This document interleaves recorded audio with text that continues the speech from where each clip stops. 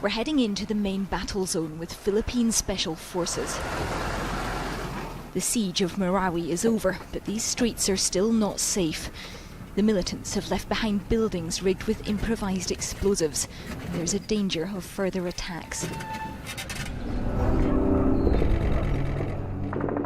Sky News filmed this footage in June.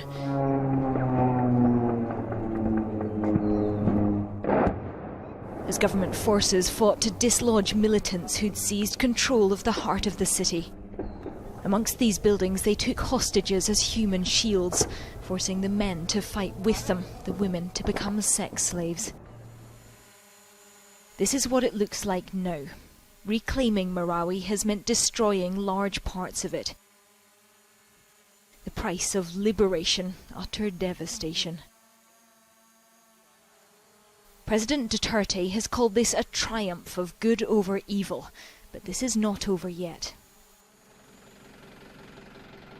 As the Islamic State loses territory in Iraq and Syria, it's called for fighters to travel here to the Philippines instead, to open up a new front in Southeast Asia.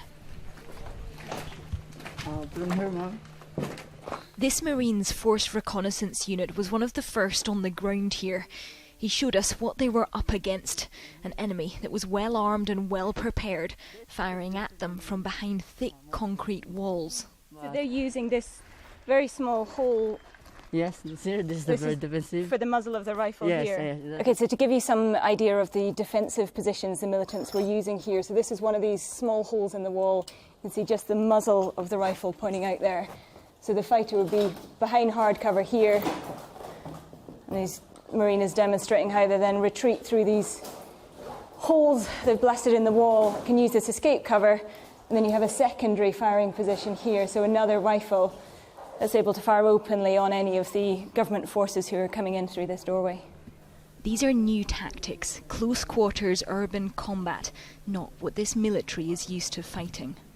Most of our forces are used to fighting in the jungle, and this does not usually happen in the jungle. So yes, this is a new urban tactic that the enemy is using. Across the compound, we're led into what was another of the militants' positions. So what we find on the ground here is one Quran, a book, Confessions of a British Spy and British Enmity Against Islam. There's also a medical textbook over here. This used to be a doctor's house. Your forces had fought your way into this building, and you then came under attack. Some of the enemy will be through them with what we call Molotov, can make fire. Into this building while you're in building. Some of my company will be wounded. The militants in Marawi had pledged allegiance to Islamic State, and all this supplied them with powerful propaganda, supposed evidence of their global jihad now moving beyond the Middle East. Defeating the ideology behind this will take more than airstrikes and artillery. Definitely, we can't kill the ideology. The ideology is there to stay. We can only render it irrelevant. We can render it irrelevant if the people feel that they are being taken care of by the government. No more. But that will be easier said than done. The house is totally destroyed.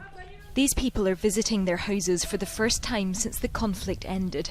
What have you been able to bring out of the house? It is a material in pieces. All this man could salvage is in this plastic bag. The rest of his belongings have vanished. Simple things.